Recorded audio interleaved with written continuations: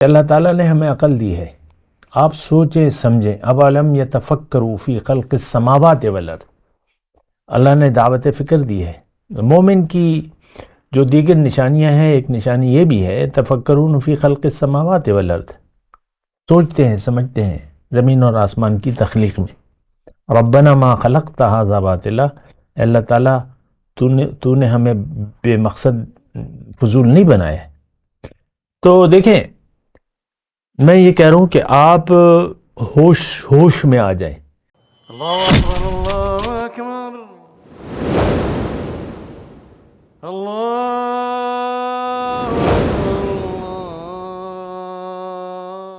اعوذ باللہ من الشیطان الرجیم، بسم اللہ الرحمن الرحیم۔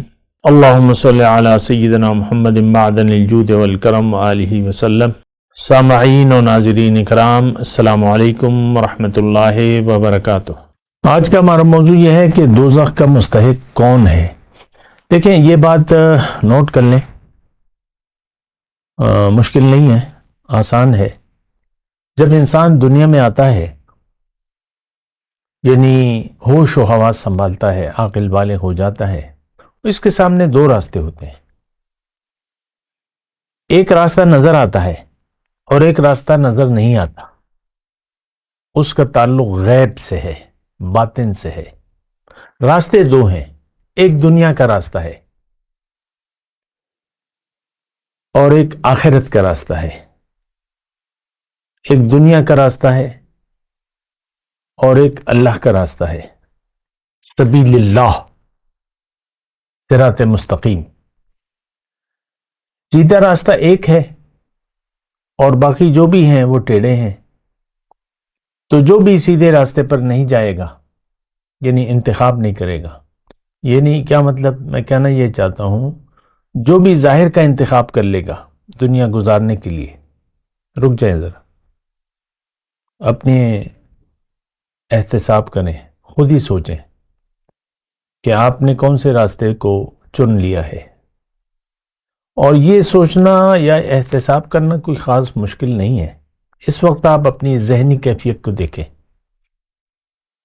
آپ کی ذہنی کیفیت کیا ہے اس وقت، کس سوچ میں، کس خیال میں زندگی گزار رہے ہیں اس وقت۔ تو یہ بڑی آسان بات ہے۔ ہماری سوچ آج کے امت مسلمہ، ہماری سوچ دنیا تک محدود ہے، ظاہر تک۔ ہم ظاہر کو محسوس کر رہے ہیں اور ظاہر کو ہم نے حقیقت سمجھ لیا ہے اور ظاہر ہی کی سوچ میں زندگی گزار رہے ہیں۔ بچے دیکھیں، چھوٹے ہوتے ہیں، کھاؤ گے نہیں تو بڑے کیسے ہوگے؟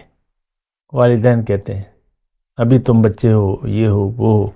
تو والدین بھی خود بچوں کو، میں یہ نہیں کہتا کہ بچوں کی سوچ زیادہ ہوتی ہے، لیکن یہ ہے کہ پھر بھی والدین کی ساری نگاہیں بچوں کے ظاہر پر ہوتی ہیں، ساری سوچ والدین کی ظاہر کے لیے ہوتی ہے، کیا ہوگا، کیا ہوگا، کیا بنے گا، کیا بنے گا، یہ وہ۔ اسی ماحول میں بچہ تربیت پاتا ہے، تو وہ جب بڑا ہوتا ہے اور اپنے ارد گرد کے ماحول کو دیکھتا ہے تو وہ یہ محسوس کرتا ہے کہ سب لوگ دنیا کی سوچ میں زندگی گزار رہے ہیں اور غیر شعوری طور پہ وہ بھی دنیا کے خیال میں بڑا ہو جاتا ہے اور خیال دنیا کو اپنی زندگی کا مدعا بنا لیتا ہے۔ بات یہاں پر ختم ہو جاتی ہے، پھر وہ چل پڑتا ہے دنیا کے راستے پر۔ ہر وہ شخص جو دنیا کو مدعا بنا لے زندگی کا اور سیدھے راستے کو یا سیدھے راستے کی ضرورت کا احساس نہ کرے، وہ پھر جہنم میں جائے گا، وہ مستحق جہنم ہے۔ اور دیکھیں، سیدھا راستہ اگرچہ نظر تو نہیں آ رہا، لیکن تھوڑی سی سوچ و بچار جو عقل اللہ تعالیٰ نے ہمیں دی ہے، ہمیں ایسے جانوروں والی عقل تو نہیں ہے۔ آپ دیکھ لیں، میں بھی راہ چلتے دیکھتا ہوں، بعض اوقات وہ آوارہ کتے ہوتے ہیں جو گلی محلوں میں ادھر ادھر پھرتے رہتے ہیں. میں سوچتا ہوں ان کی کیا عقل ہے. بس ظاہر کی سوچ ہے ان کی بھی. کتے کی ساری سوچ جو ہے ظاہر تک محدود ہے. اور ان کا دیکھ لیں اسی طرح تو خیر میں ابھی کتوں کی بات کر رہا ہوں. تو اب ظاہر ہے کہ کتے کو عقل تو نہیں دیا اللہ تعالیٰ نے، لہٰذا وہ سوچ نہیں سکتا، مجبور ہے وہ. مطلب اس کو عقل ہی نہیں دی ہے تو وہ کیا سوچے گا. بس اس کی ایک نیچر ہے، فطرت ہے، اللہ تعالیٰ نے اس کو دے دی ہے، تو بس وہ وہی کرتا ہے جو ہے اس کی جتنی عقل ہے.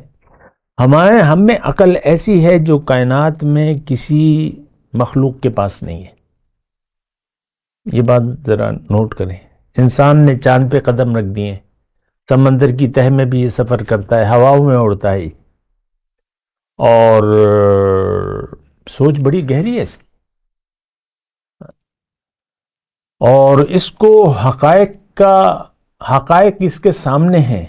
کتوں کو یہ شعور نہیں ہوتا جو حقیقت ہے. کہیں بھی لے جائیں تو اگر مردان میں ہوگا یا کراچی میں ہوگا یا انگلینڈ میں ہوگا تو کتا ہے. وہ اس کو آپ نہیں سمجھا سکتے کہ یہ مردان ہے، یہ انگلینڈ ہے، یہ کراچی ہے. کتا ہے اور نہیں، عقل نہیں ہے اس کے پاس. اور وہ یعنی نہیں جانتا. ہمیں چیزوں کی حقائق کا علم دیا ہے اللہ تعالیٰ نے. وَعَلَّمَ آدَمَ الْأَسْمَاءَ كُلَّهَا. ہمارے پاس ایسی عقل ہے جو کسی کے پاس نہیں. علم علم الانسان ما لم يعلم. اور جو پہلی وہی آئی تھی نا، اس کی 5 آیتیں جو تھی اقرا، تو اس میں ایک بات یہ اللہ تعالیٰ نے فرمائی کہ میں نے انسان کو وہ علم دیا جو یہ نہیں جانتا تھا.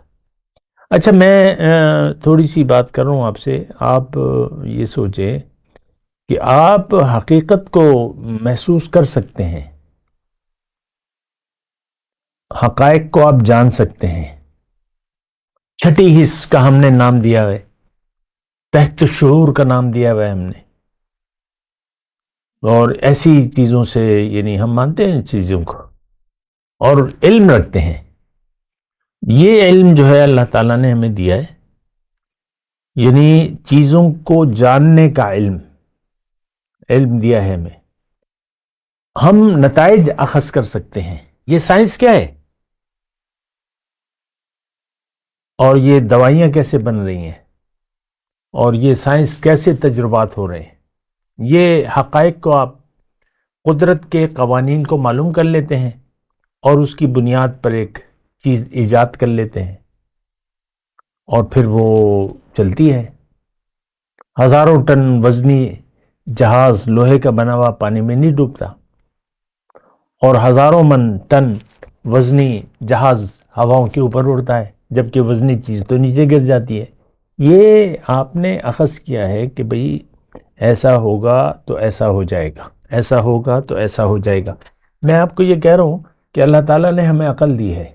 آپ سوچیں سمجھیں. اولم یتفکروا فی خلق السماوات والارض. اللہ نے دعوت فکر دی ہے. مومن کی جو دیگر نشانیاں ہیں، ایک نشانی یہ بھی ہے تفکرون فی خلق السماوات والارض، سوچتے ہیں سمجھتے ہیں زمین اور آسمان کی تخلیق میں. ربنا ما خلقت ھذا باطلا. اللہ تعالیٰ تو نے ہمیں بے مقصد فضول نہیں بنایا. تو دیکھیں میں یہ کہہ رہا ہوں کہ آپ ہوش میں آ جائیں. ایک آدمی سویا ہوا ہے یا بے ہوش ہے، تو بے ہوش آدمی کے سامنے جو گہری نیند ہے تو اس کے سامنے لوگ باتیں کر رہے ہوتے ہیں، لیکن بس وہ سو رہا ہوتا ہے، اس کو پتہ ہی نہیں ہوتا. اسی طرح ایک بے ہوش آدمی، اس کو پتہ ہی نہیں ہوتا. وہ زیادہ مطلب وہ ہوتی ہے بے ہوشی. تو آپ جاگیں، اپنے آپ کو دیکھیں، اپنی حقیقت کو دیکھیں، اپنے وجود کو دیکھیں. کچھ عرصہ پہلے آپ نہیں تھے اور کچھ عرصے بعد آپ نہیں ہوں گے. اور ایک مختصر دورانیہ اللہ تعالیٰ نے آپ کو دیا ہے زندگی گزارنے کا، اس کے بعد آپ نے مرنا نہیں ہے، آپ نے جانا ہے اپنے اصل گھر. ہم اللہ کے ہیں اور اللہ کے پاس واپس جانا ہے ہمیں تیاری کر کے. انا للہ و انا الیہ راجعون. اب آپ یہ فیصلہ کریں کہ میرا خالق اللہ مجھے کیوں بنایا، اس نے یہ زندگی کیوں دی ہے، یہ تو سوچیں نا آپ. مجھے زندگی اللہ تعالیٰ نے کیوں دی ہے، کیا چاہتا ہے وہ؟ ظاہر ہے اس نے کوئی تخلیق بھی بلا مقصد نہیں کی، اور یہ جو احسن وہ ہے اشرف المخلوقات ہے، اس کا تو سوال ہی نہیں پیدا ہوتا. دیکھیں جراثیم بہت ہیں، ہمیں نظر نہیں آتا ہے، لیکن ہر جراثیم اپنا کام کر رہا ہے، اچھے ہیں برے ہیں جو بھی ہے، اور سو لگے ہوئے ہیں. ہمیں اللہ تعالیٰ نے مجبور نہیں بنایا اپنے مقصد پیدائش کو پورا کرنے پہ. اللہ تعالیٰ نے کہا تم سوچو، پھر میں تمہیں ایک راستہ بتاؤں گا اور اس راستے پر تم نے چلنا ہے.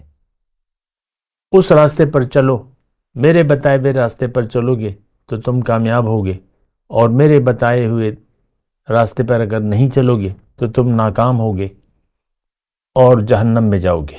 بات کرتے ہیں ایک وقفے کے بعد. وآخر دعوانا الحمدللہ رب العالمین. مولاي صل وسلم دائما ابدا على حبيبك خير الخلق كلهم.